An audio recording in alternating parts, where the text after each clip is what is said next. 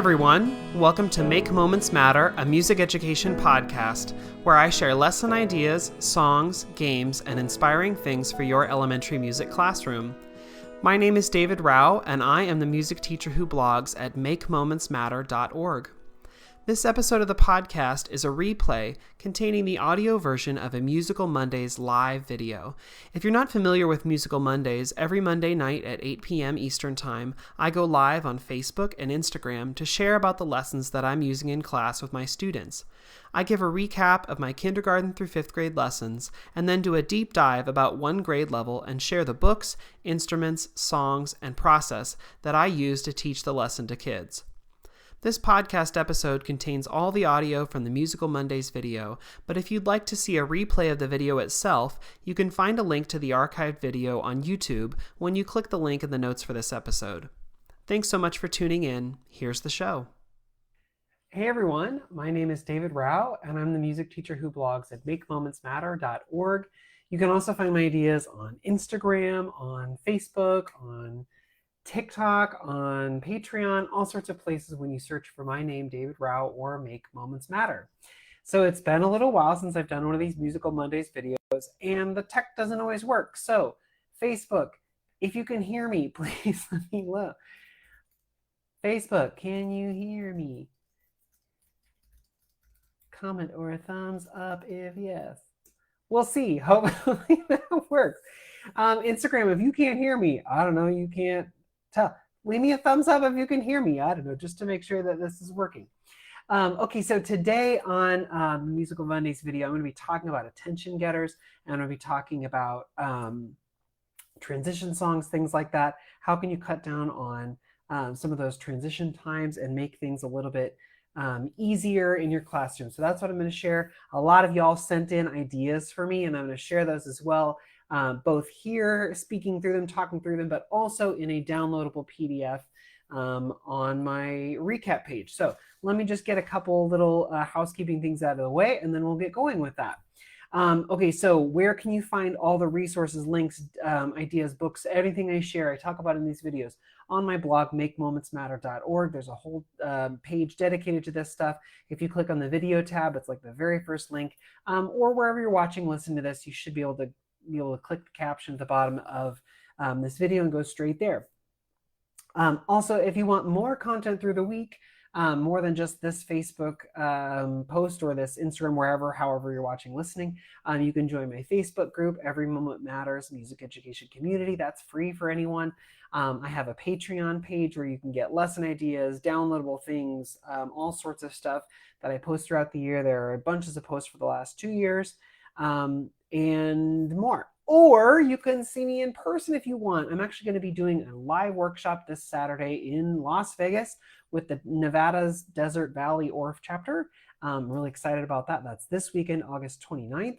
In a few weeks, I'm going to be in Indianapolis with the Indiana ORF chapter, and that's on September 26th. If you just can't get enough, I launched a new recorder course over the summer. So it's like, how do you teach recorder? There's a link to that on the links page. It's all about how to get started, songs you can use, my progress from like beginning to end, reviews of different brands, all sorts of stuff, and books and things you might want to get to. And that's anytime you want, on demand. You can get a PD certificate. There's lots of stuff there if you want. Okay, that's all the housekeeping stuff, except one last thing. Teachers Pay Teachers is doing a sale starting tomorrow, Tuesday, what is tomorrow? The 25th, so the 25th, 26th. I'm doing a gift card giveaway on Instagram or Facebook. All you have to do is go to my stories, click on the stories, and then type, I ask a question there, what is your favorite drink to energize you to teach? Maybe that's iced coffee. Maybe it's Diet Coke. Maybe it's an Alani or a Celsius or whatever. Maybe you're like, I am strictly a water person. I don't care. Just tell me what your favorite thing is, and you'll be entered to win. And that's all you have to do. And so if you're interested, go check out my stories there, and you can enter to win a $10 TPT gift card for the big sale that's happening tomorrow and the next day. Or, I mean, like whenever you want, whatever. Okay, so transitions. Let's talk about transition songs, transition things that you can use in your classroom, things that some that I've tried, some I've not tried, some that people have just shared with me. So let's talk about some transition things. Why are transition songs helpful? Well, it cuts down on talking, it cuts down on just like blank time. Not that there's anything wrong with some of that downtime every once in a while, but if you want to speed up your transitions, make things run a little bit more smoothly, sometimes it's nice to have a song that you can just sing or just play a melody, and then kids just naturally go and do what you want them to do. So like lining up or finding their special spots or making a circle or whatever. There are lots of different things you can do.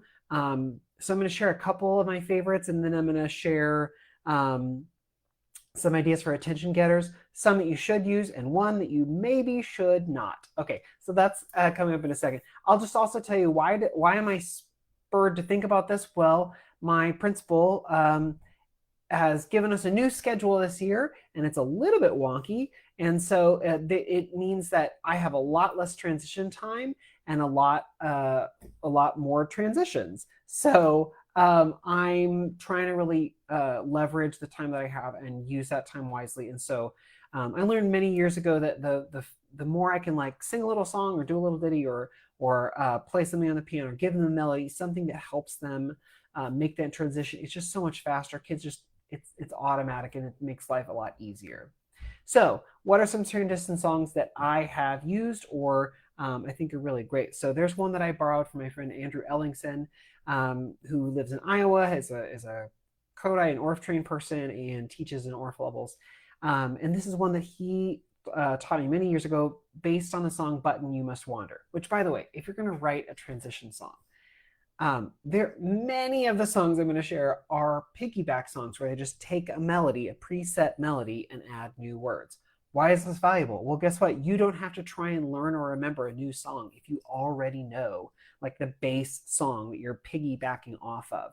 So it makes it easier for you to remember. And also, if it's like a folk song or like a well-known song, probably it's like still around because there is value to it. Like it's catchy and it has a good melody or it's easy to remember. So it's gonna probably last a little longer. It's gonna stick a little bit easier for kids to remember. So piggyback songs are great. A lot of these are piggyback songs. And you can absolutely make your own. Just find a song that you really like, really enjoy, and just change the words. So this is one that I learned from Andrew Ellingson. It's what my kinder and first graders do anytime they come into the classroom. We always start by making a big class circle, either to play a circle game or just like to have circle time or just as a place to start. Maybe we move right away, but it's always like a place to go from there. And so this is the song that I learned from him. It goes, come and make a circle, circle, circle. Come and make a circle all around. Take hands together, everyone together. Once we've made a circle, then we'll all sit down. So it's to the tune of Button You Must Wander, if you know that song, if you know that game. I actually don't teach Button You Must Wander in my classroom. It's never made it into my schedule, but it's an easy song and easy for kids to learn. Now, when my kids do this, I'm standing at the door playing my ukulele. Let's see how far off I was from. Come and make a circle, circle, circle. I actually usually capo up at least one fret. Come and make a circle, circle, circle. Come and make a circle all around. Take hands together, everyone together. Once we made a circle, then we'll all sit down. It's easy, quick to play. And then what my kids know is that they have to just do it and sing it on repeat until we have made the circle.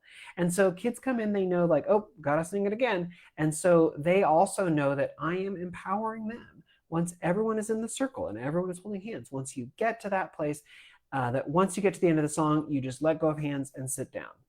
And I will stop playing. But I'm not gonna be like, now is the last time. Like they have to just like visually all like, okay, and we're all here, boom, and then they stop.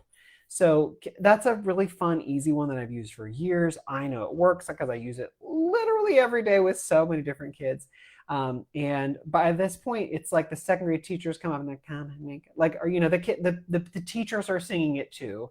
So I know that it works. But that's one that I got from my friend Andrew Ellingson. There are a lot of different things that you could do. Maybe you don't want kids to come in and make a circle, right? Maybe you want them to do something else, which I actually reached out on Instagram and Facebook on my stories. And I said, hey, if anyone has a song for like Find Your Spot, I would love to hear what you use, because I didn't really have one that I loved. And so I wanted to see if people would share, and they did.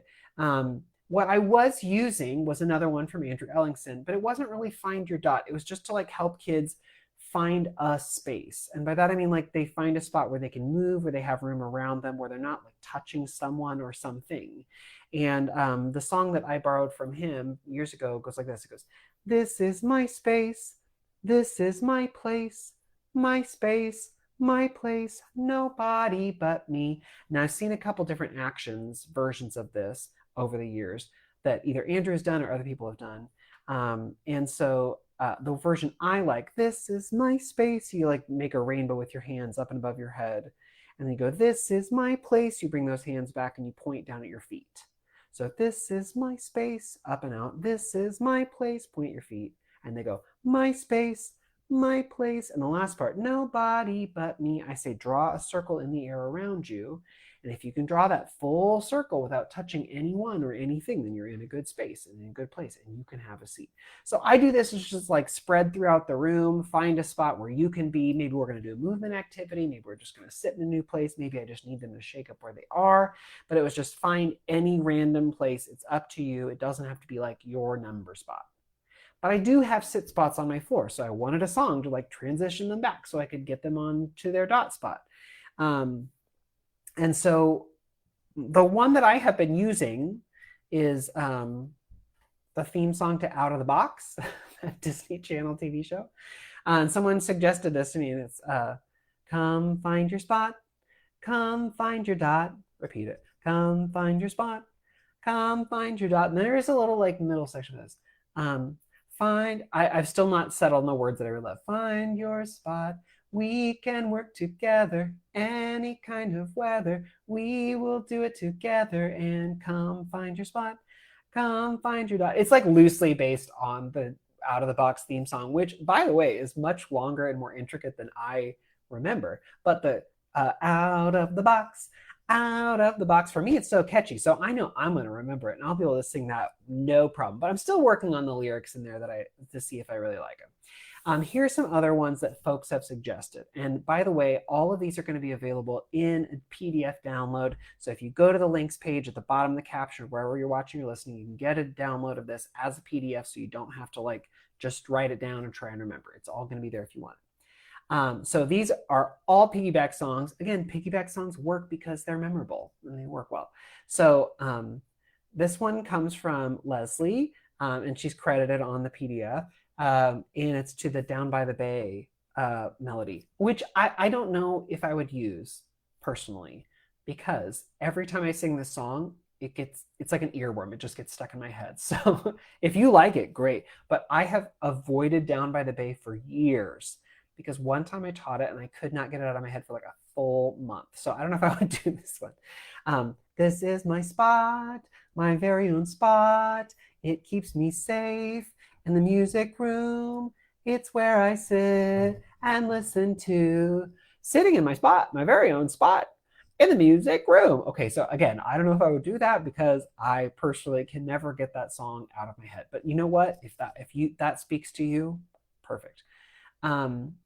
There's another one. This one comes from Amy, who shared on Instagram. I think Instagram, maybe not Facebook. To "Have You Ever Seen a Lassie?" The melody for Have You Ever Seen a Lassie? "Have you ever seen a circle, a circle, a circle? Have you ever seen a circle? So come find your dot. So come find your dot now, your dot now, your dot now. So have you ever seen a circle on your spot?" Or something. I can't. I'm trying to read the words, and I have not yet used this one. But I think you could. That's another one that's very easy, that you could change, add, adopt lyrics that you liked yourself. Okay, another one, "Skip to My Lou." This one, though, is changed to Lou, Lou, Lou, dot, dot, skip to my dot, dot, dot, skip to my dot, dot, dot, skip to my dot, my students. Or "Skip to your dot, my students." I think I could change it to "Skip to your dot." And then the cool thing is you can change the words here. "Walk, walk, walk to your dot, walk, walk, walk to your dot, walk, walk, walk to your dot, walk to your dot, my students." I think that's one that you could absolutely change, adapt, hop, hop, hop to your dot. It would keep kids active. It would get them going. They would know exactly what to do. Let's see. Here's another one. This one comes from Lindsay Jervis. It's a piggyback of London Bridge. Find your spot or find your dot and then sit down, then sit down, then sit down. Find your dot and then sit down. Crisscross applesauce. Love that one. That's a really great one. Let's see. This one comes from Carrie. It's a tune, Alabama Gal. Go to your spot now, go to your spot now, go to your spot now, show you're ready to learn. Okay, I don't know if I would do that ending, but I think you could absolutely do that or anything else. Go to your spot now, go to your spot now, go to your spot now before I finish this song, before the end of the song, or whatever. I mean, you could change that ending however you want, but I love the beginning. It's so catchy, easy. Okay, another one. This one comes from Robin to the tune of William Tell Overture. Find your dot, find your dot, find your dot, dot, dot. Walking feet, quiet feet. Then you sit in your seat on your dot, on your dot, on your dot, dot, dot. Come and join me on your own sit spot. Okay, that one is fun. I'd have to do that one slow, and it would take me a minute to learn it, but I think I could absolutely do that one. Okay, and then I have two more that are not necessarily find your dot, but if you have a great find your dot, find your spot, find your place song, please send it in. I'll see if I can do another one of these Musical Mondays, which is about transitions or whatever. I'll try and add it in next time, or I'll just add it to the PDF. I don't know, so people could download it. But if you have another one that you really loved, like find your spot, find your dot, please add that in, or send me a message. Some people even sent me messages that were like audio message or video message. Please share. I would love to know. I do teams in my classroom, grades 2nd through 5th. Every class is broken into 4 teams. I don't call them teams, I call them families, because they're based on the instrument family. So one team is called the strings team, one is called the brass team, one is woodwinds, one is percussion, but again, I call them families. And so sometimes I need them to go to like their family spot, which I have these 4 lines in my room, and each one represents one of the families. So blue is strings, red is brass, yellow is woodwinds, green is percussion. It actually, those colors match the those really old, thick, like railroad board posters that came, like the Bomar from years and years and years and years and years. They were like on the wall when I was in elementary school, but they're color coded, and so I color code the teams with the instrument families. I have a whole blog post about that if you want to read all about that. But I took the tune Head and Shoulders Baby 1, 2, 3 and change it to a family song. Find your family in a 1, 2, 3. Find your family in a 1, 2, 3. Find your family, find your family, find your family in a 1, 2, 3. That could easily be a find your dot. Find your dot in a 1, 2, 3. Get to your dot in a 1, 2, 3. Find your dot, get to your dot, find your dot in a 1, 2, 3. And that would totally work. And then one more that I'm going to share just for fun, and this is when I need kids to make pairs. There's a song, Down in the Valley, and it goes, down in the valley, 2 by 2, oh baby, 2 by 2, oh baby, 2 by 2. Down in the valley, 2 by 2, oh rise, Sally, rise. Now this comes from, I learned it from the New England Dancing Masters. It's in one of the great New England Dancing Masters books. And there's a whole lesson on like, on doing this with a partner and doing different motions and fun. It's super fun. But I teach it in kindergarten, and ever after, whenever I sing that song, down in the valley, they know they need to get into a pair. They need to get in a group of 2. So it's just an easy one that like we learn in early grade, we learn it as a fun song, they sing along, they do it, and then they know anytime they hear it after that, you need to get into a group of 2. Okay, sometimes you just want something quick and fast and you want to get attention. So I want to share a couple different attention getters that I really like, and then one that maybe you should avoid from now on, but you can make that decision yourself. So I found, we've probably heard many different attention getters over the years. The most famous one is, I call it the teacher pattern. Clap, clap, clap, clap, clap, right? Like that happens everywhere. I hear that everywhere. And I call that the teacher pattern, and I teach my like 1st and 2nd graders that. And I go, there's a pattern that every teacher learns at teacher school, and you're going to hear it. And when you hear it, go, the teacher pattern. And then of course you have to respond. But it's gotten to the point where like a 1st grade teacher will do it, and some kid will go, the teacher pattern. And so now the 1st grade teachers are like, what are you telling them? Anyway, It's gotten the teachers in my school to diversify their rhythm clapping patterns. They don't just do that one anymore. It's pretty fun. But there are a lot of different attention getter signals you can use.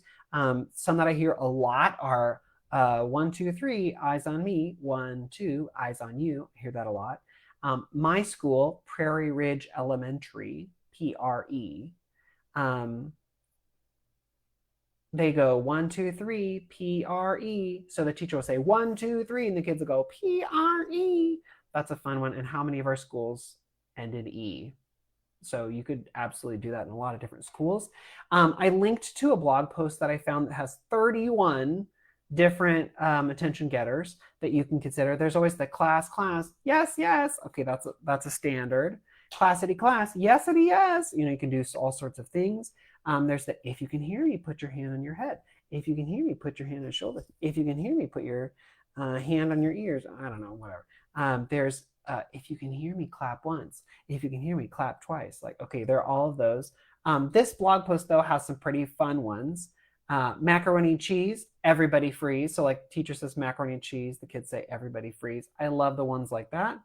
Let's hocus pocus, and the kids say everybody focus. So some of these are like fun, but they'd be hard if you're not using them daily. So you don't have to see your kids every day.